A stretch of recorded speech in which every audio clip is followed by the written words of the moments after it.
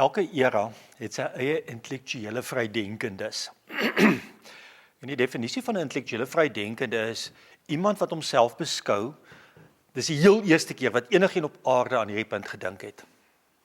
Die probleem met intellektuele vrydenkendes is dat hulle kyk na die ontwikkeling in tegnologie en in die wetenskap en in filosofie. En hulle sê met al die ontwikkeling wat plaasgevind het, ontdek ons iets nuuts. En as ons iets nuuts ontdek, dan vat hierdie iets nuuts wat ons ontdek, vat ons verder van God af. Met ander woorde, ek ontgroei God. Ek het nie meer die veeverhale van geloof nodig nie. En die dilemma daarmee is, dat ons in 'n wêreld lewe, wat dink hy weet beter. Kom ons word vir 'n oomblik stil, en ons vra vir God die wysheid, dat ons vanmôre hierdie goed mooi uitmekaar uit kan haal. Here, baie dankie. Dat ons vanmôre kan stil word. Ons het nodig, Vader, dat in 'n tyd van nuwe denke, en in 'n tyd van vrydenkendheid, en in 'n tyd van ontwikkeling, en in 'n tyd van nuwe navorsing, Here, dat ons nie ontwikkel in die rigting weg van hier af nie, maar dat ons net kan sien, maar 'n wêreld herontdek, dit wat 1.11 al lankal gemaak het. En dat dit nie sulke nuwe denke is nie. Ons het dit nou vir die eerste keer het ontdek, maar U het dit al van die begin af in die skepping ingebou. En hiervoor, Here, het ons inligting nodig uit U woord uit. Ons het inligting nodig uit U mond uit. En ek wil vra dat U asseblief vir ons vanmôre insig sal gee. Dankie dat ons dit kan vra. Amen. Ons lewe in 'n arrogante wêreld wat dink hy weet beter. En die probleem is dat hierdie arrogante wêreld is besig om vir God te ontgroei. En ons dink dis 'n nuwe ding, maar dis nie heeltemal waar nie. Want mense begin lewe asof God nie bestaan nie, en asof godsdiens 'n veeverhaal is wat uit die verlede uit opkom. En ons dink, wow, maar dis nou 'n nuwe ding. Ek wil net vanmôre sê, daar's niks nie daar nie. Hierdie tendens is van die vroegste tye af al opgeteken in die Bybel. Ek gaan vanmôre Psalm 14 lees uit die Ou Testament uit, waar Dawid hieroor praat. Ons gaan 1 Korintiërs hoofstuk 1 lees, waar Paulus daarvan praat. En ons het vanmôre al reeds 'n bietjie gepraat oor onsself. Die dilemma is, as mens in 'n gesprek gaan met so 'n intellektuele vrydenkende, dan die eerste ding wat so 'n persoon doen, is om jou af te breek, of God af te breek, in so 'n mate dat hy slimmer klink as wat hy regtig is, of slimmer, en dan begin jy twyfel aan jou eie intellektuele vermoë en aan jou eie denkproses. So ek wil vanmôre dat ons 3 gedeeltes lees. Die eerste gedeelte wat ek wil lees is Psalm 14. Psalm 14 sê, Psalm van Dawid, die dwaas dink daar is geen God nie. Dwaase mense vernietig alles wat hulle doen. Dis 'n gruwel vir die Here. Daar is nie een wat goed doen nie. En dan wil ek dieselfde tendens lees, en ons gaan 'n paar verse meer lees in 1 Korintiërs hoofstuk 1, en ek wil hier van vers 18 af lees. Daar staan, die boodskap van die kruis van Christus is wel onsin vir die wat verlore gaan. Hoor, die boodskap van die kruis van Christus is wel onsin vir die wat verlore gaan, maar vir die van ons wat gered word, is dit die krag van God. Daar staan tog geskrywe, en hy haal uit Jeremia en uit Jesaja uit aan, hy sê, daar staan tog geskrywe, die wysheid van die wyse sal ek vernietig, en die geleerdheid van die geleerdes sal ek tot niet maak. Waar is die wysgeers? Met ander woorde, 'n wysgeer is die filosowe, die manne wat, ja, die vak van wysbegeerte het later verander na die vak van filosofie. Waar is die wysgeers in hierdie wêreld nou? Waar is die skrifgeleerdes? Met ander woorde, die groot teoloë. Waar is die slim woordvoerders? Dis ouens wat ongelooflik intellektueel kan praat, die slim woordvoerders. Het God nie die wysheid van die wêreld tot onsin gemaak nie? Dit was die bedoeling van God, in sy wysheid, dat ons die wêreld nie deur geleerdheid tot kennis van God sou kom nie. Daarom het God in sy goedheid besluit om deur prediking vir die wêreld, wat vir die wêreld onsin is, die te red wat in hom glo. Die Jode vra wondertekens, die Grieke vra wysheid, maar ons verkondig Christus wat gekruisig is. Vir die Jode is dit aanstoot, vir die ander is dit onsin. Maar vir die wat deur God geroep is, Jode sowel as Grieke, is Christus die krag van God en die wysheid van God. So, En ek wil hê ons moet vir 'n oomblik bietjie dink daaraan. En dit bring ons terug terug by die begin, dat ons in 'n wêreld leef waar ons God ontgroei. En ek wil gou vinnig vra, wie's die wêreld of wat God ontgroei? Ons dink baie keer aan die wêreld as sleg en godsdiens as goed. Ek wil hê ons moet vanmôre net so 'n bietjie uit ons ou denke uitkom en self 'n bietjie ons forceer om nie te dink, wie's die wêreld? En wie's die denke van die wêreld?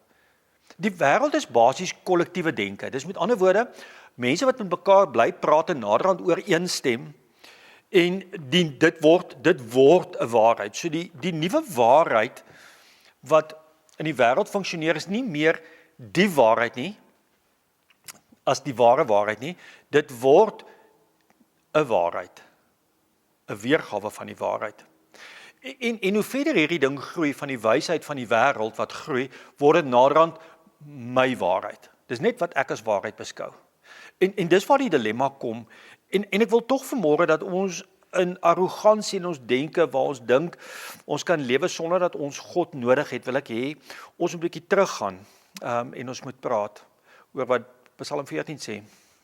Ek wil net hê ons moet onsself net sê, agnostiese denke, met ander woorde denke waar God nie meer nodig is nie, word op hierdie stadium in ons wêreld as verligting beskou. Jy's 'n verligte denker. Jy's so slim, jy weet, daar's nie 'n God nie en kyk hoe verlig is jy in jou denke. Sonde het ons gerebrand. Ekskuus, ek weet nie wat se Afrikaans vir rebrand nie, maar ons het sonde gerebrand na vryheid toe. Ons praat nie meer van sonde nie. Dis 'n probleem om van sonde te praat. Ons praat nou net van vryheid. En die probleem is, die self het die verlosser geword. Ek is die verlosser van my eie stelsel. Ek het nie meer 'n eksterne verlosser nie, maar ek self word die verlosser van my eie stelsel. En die wonderlike ding van Psalm 14 is, ek wil by 2 woorde stil staan, dat ons kyk wat hierdie woorde beteken en hoe dat Dawid praat en mag dit vir ons insig gee. Kom ons lees weer, en ek wil net eers stil staan by 14 vers 1, en ons kan gaan diep delf by Korintiërs ook na die Griekse woorde, maar ek wil graag die gebruik die woorde, die Hebreëse woorde wat in hoofstuk 14 is. Die dwaas dink daar is geen God, die dwaase mense vernietig alles. So die eerste vraag is, wie is 'n dwaas? En as ons sinonieme in Afrikaanse taal kry vir dwaas, dan is dit 'n gek of 'n sot of 'n swaap, dis 'n domkop of is 'n onnosel. Dis die sinonieme vir die woord. Die sinonieme vir dwaas is nie iemand wat onverstandig is nie. En ek wil hê ons moet mooi daarna kyk. Dit is nie 'n onverstandige persoon nie. Met ander woorde, dis nie 'n persoon wat 'n intellektuele probleem het nie of wat dom is nie. En ons verdink baie keer as die Bybel praat van die dwaas, ek is nie ene nie, want ek het dan IQ, want ek kan my IQ kan ek vir jou wys. Jy weet, ek het dan my IQ bo 80, jy weet, so ek is regtig, ek is nou in die vlak van, ek kan vir myself, ek weet die IQ bo 80, so ek kan vir myself dink. Dis nie wat die Bybel sê nie. Die Bybel praat nie van 'n onintellektuele mens of 'n dom mens nie. Die Bybel praat van iemand wat wel miskien 'n ongelooflike groot intellek het, maar as mens gaan kyk na die Hebreëse woord wat hier is Nabal. Die Hebreëse woord vir 'n dwaas is Nabal. En as ons mooi gaan kyk wat dit beteken, dan beteken dit iemand wat regtig slim kan wees, maar iemand wat moreel of geestelik bankrot is. En daar is 'n klomp ander verduidelikings ook van iemand wat immoreel is, of iemand wat weg van God af lewe, of iemand wat agnosties dink. Al daai woorde is Nabal. So dis nie 'n domkop nie. Dis iemand wat bankrot is. En ek wil bietjie stil staan by die gedagte van spiritueel en moreel bankrotskap. Wat beteken dit as jy bankrot word? Dit beteken dat jy nie meer in jou bankrekening, in jou banksaldo geld het nie. Met ander woorde, jy het nie 'n positiewe saldo nie. Jy het nie spaargeld wat daar lê nie. Jy gaan nou in die negatiewe bankrekening. Met ander woorde, wat dit beteken, jy moet iewers gaan leen. En kom ons praat net gou daaroor. As jy gaan leen, dan leen jy altyd met rente. Onthou, altyd as jy in 'n negatiewe saldo ingaan, dan leen jy altyd met rente. So wat beteken dit moreel vir my? En dis wat so mooi is. Dit beteken moreel, as ek in 'n positiewe banksaldo is, as ek my eie moraliteit het, en dis nie 'n bankrot moraliteit nie, dis 'n moraliteit wat ek gevat het, en ek het God se woord gelees. Ek het die 10 gebooie gevat, en ek het vir myself gesê, op elkeen van die 10 gebooie, hoe hanteer ek hierdie gebod en watse besluit maak ek van hoe ek hierdie gebod in die toekoms gaan hanteer? En die oomblik, as dit finansiëel bietjie swaar gaan met jou, het jy klaar gesê, ek sal niemand ooit verneek nie. Met ander woorde, dit maak nie saak finansiëel hoe swaar dit met jou gaan nie, jy het klaar die besluit gemaak, as jy met 'n ryk persoon wat baie geld het te doen het, en jy sien 'n gappie om hom te verneek, dat jy klaar die besluit gemaak het om hom nie verneek nie. En dis jou moraliteit. Dis die moraliteit wat jy by Vader geleer het, is in die verhouding met Vader wat jy 'n positiewe saldo het. Die probleem is as jy moreel bankrot word, dan gaan leen jy wat nie joune is nie. Met ander woorde, nou gaan leen ons by die wêreld, by hierdie kollektiewe denke van die wêreld. Okay, maar wat is vir die wêreld moreel? Almal doen dit, hoekom kan ek dit nie doen nie? Verstaan? Dit gaan finansiëel so swaar met my, daai ou het so baie, nê? Die Here gaan nie omgee as ek 'n bietjie by hom vat nie. Of jy weet, ek het nog altyd 'n oog vir 'n mooi vrou gehad. Ek dink nie die Here gaan omgee as ek vir hierdie mooi vrou kyk nie. En nie net na kyk nie, maar jy verstaan wat ek bedoel. So die probleem met moraliteit wat bankrot is, jy leen dit by iemand anders en by hierdie stadium leen jy dit by die wêreld of by die kollektiewe denke van die wêreld en jy dink dit is oukei. Maar die probleem is, daar's 'n reuse rente aan hierdie ding.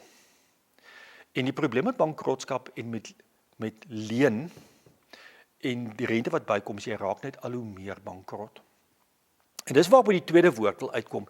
Want hierdie gedeelte praat, hy sê die dwaas dink daar is geen God nie. Met ander woorde, jy's nabel, jy's moreel en geestelik bankrot, nê? Dwaase mense vernietig alles wat hulle doen.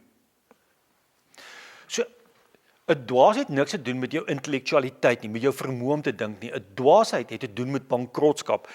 John Piper beskryf dit ongelooflik mooi. Hy sê sin is what you do when your heart is not satisfied with God. Sonde is dit wat ons doen as ons hart ontevrede is met wat God het. En dit sny tot op die diepste wese van my bestaan. En dit vra die vraag, wie het jou hart gesteel? En dit is wat dwaasheid is. Op die ou ende, ek wil vanmôre 'n vergelyking maak van die son. Iemand wat opstaan en sê die son bestaan nie. Nou ons het hierdie afgelope paar dae 'n bietjie koue dae gehad. Jy staan op, jy sê vir almal rondom jou, sien, my teorie is reg, die son bestaan nie, want kyk hoe koud is dit. Kyk hoe nat is dit. Jy kan glad nie as die son sien nie.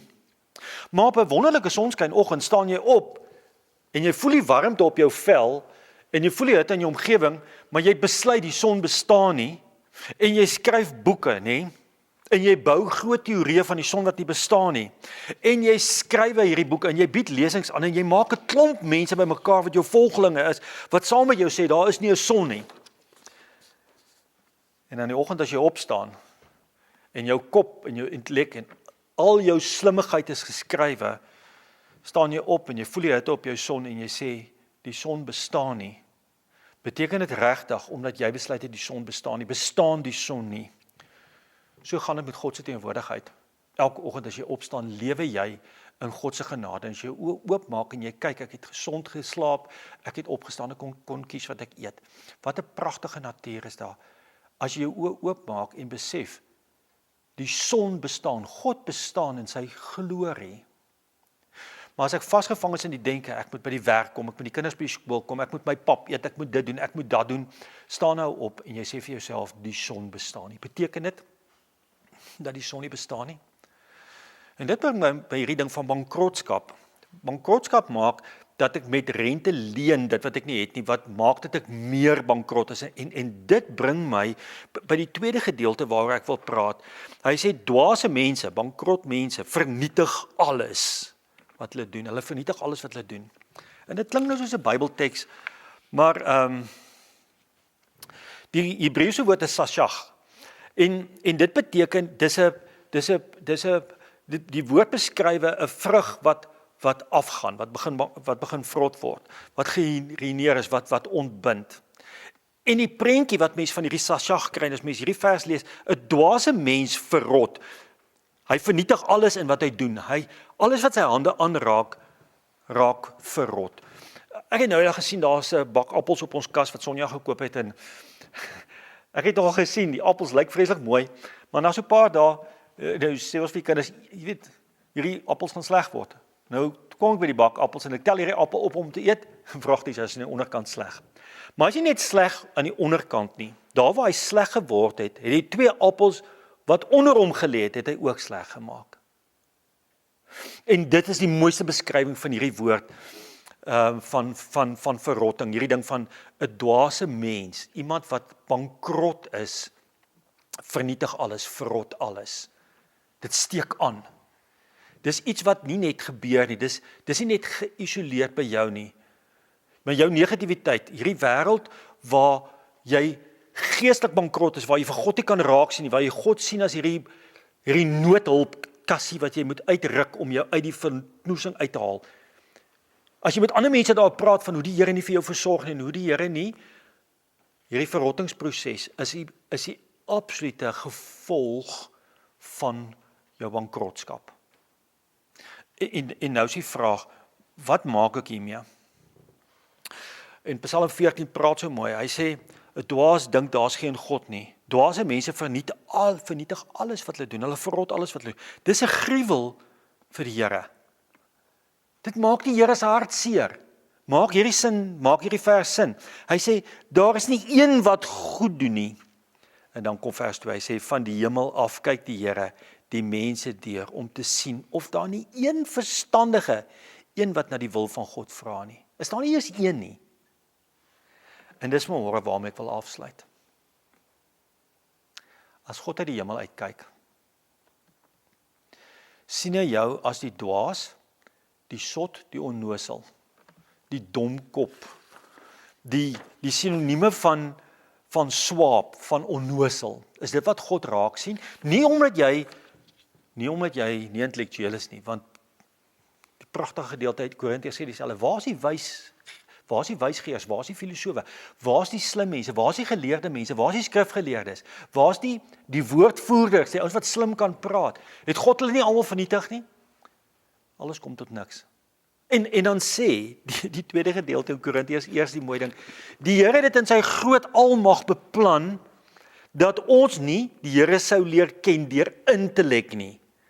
Hy het dit in sy almag beplan, dat die wêreld nie deur geleerdheid tot kennis tot God sou kom nie, maar het in sy goedheid besluit, om deur prediking, om deur te praat, om oor die oortuiging van jou hart, alhoewel die wêreld glo, dat ons gered sal word wat in hom glo. God kyk uit die hemel uit en hy vra vir jou vanmôre die vraag, is jy vanmôre 'n dwaas? Is jy moreel, geestelik, intellektueel bankrot? En die gevolg van jou bankrotskap is 'n verrottingsproses, wat jou lewe donkerder maak. Ek wil afsluit met een van die mooiste gedeeltes in die Bybel, en ek hoop ek blaai dit nou vinnig raak. Dis die gedeelte in Johannes 3. En ons ken Johannes 3 goed, Johannes 3 vers 16, want God het die wêreld so lief gehad.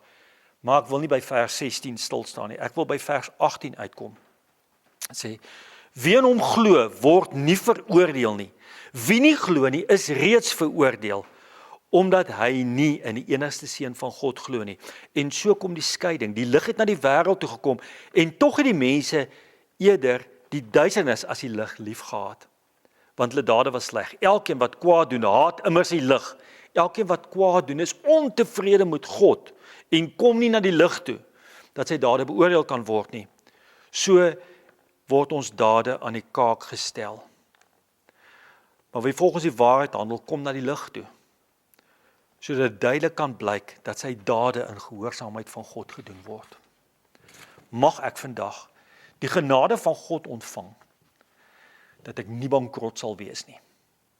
Mag ek die genade van God kry, dat ek die wysheid en die insig en die kennis van God vir myself besluit, as God na my kyk, dat hy nie die wêreld deursoek en vra, is daar nie een regverdige mens, is daar nie een mens wat nie verrot is nie, en dat hy my sal raak sien. En ons weet, wie nie in Christus glo nie, of wie semi in Christus glo, of wie net so halfpad in Christus glo, is reeds veroordeel. Mag sonde nie vir jou 'n lewenstyl word van vryheid nie. Mag jou agnostisiteit, die feit dat jy nie in God glo nie in sekere aspekte, nie beoordeel word as jou verligte denke nie. Mag jy vanmôre terugkom by die ou tradisionele manier hoe ons oor God dink, oor God voel en in 'n verhouding met hom staan. Amen. Vader, die oomblik as ek dink ek weet beter as ek in die moeilikheid, die oomblik as ek dink ek is slimmer as U, is ek ernstig in die moeilikheid. Want dan hierdie proses van bankrotskap reeds gebeur, want ek kan so ver as wat ek wil dink om te sê ek weet beter, maar ek weet vir 'n feit is nie ek wat beter dink nie. Ek het net eenvoudig aapagtig iets by die wêreld geleen en ek praat dit na. Here, ek het geleen by 'n wêreld, by die kollektiewe denke rondom my wat maak en laat voel, maar ek is nou vrydenkend, intellektueel, Here, op 'n splinternuwe vlak, ek weet meer. Ek het U nou ontgroei. Maar Vader, die gevolg van die rebellie in my is dat daar 'n verrottingsproses gebeur wat alles verrot waarna ek raak. Daar's niks lig in hierdie proses van ek weet beter nie. Daar's geen lig in daai, daar's net duisternis in daai proses. En die duisternis oorval my want ek self word my eie redder as ek so dink, en hoe meer ek my eie redder probeer word, hoe meer val ek daarin, Vader, want hoe meer kom ek agter hoe swak, Here, en hoe onkundig is ek. Dankie dat ons in die ou tradisionele manier kan vashou, die manier waar ek in 'n verhouding met U staan, waar my verhouding met U nie groei op grond van wat my behoeftes is, maar wat U vir my beplan het, en mag ek die genade ontvang om in die lig van Christus Jesus te lewe. Dankie dat ons dit kan vra. Amen. Mag Vader vanmôre vir jou seën. Mag jy vanmôre vandag jouself ondersoek. Dat jy vir jouself vra of jy dwaas is en of jy alles vernietig. En of jy 'n wyse is. Mag Vader vir ons genade gee en jy kan die Here dien met jou dankoffer, sodat ons kan aangaan met ons werk. Vrede vir u week.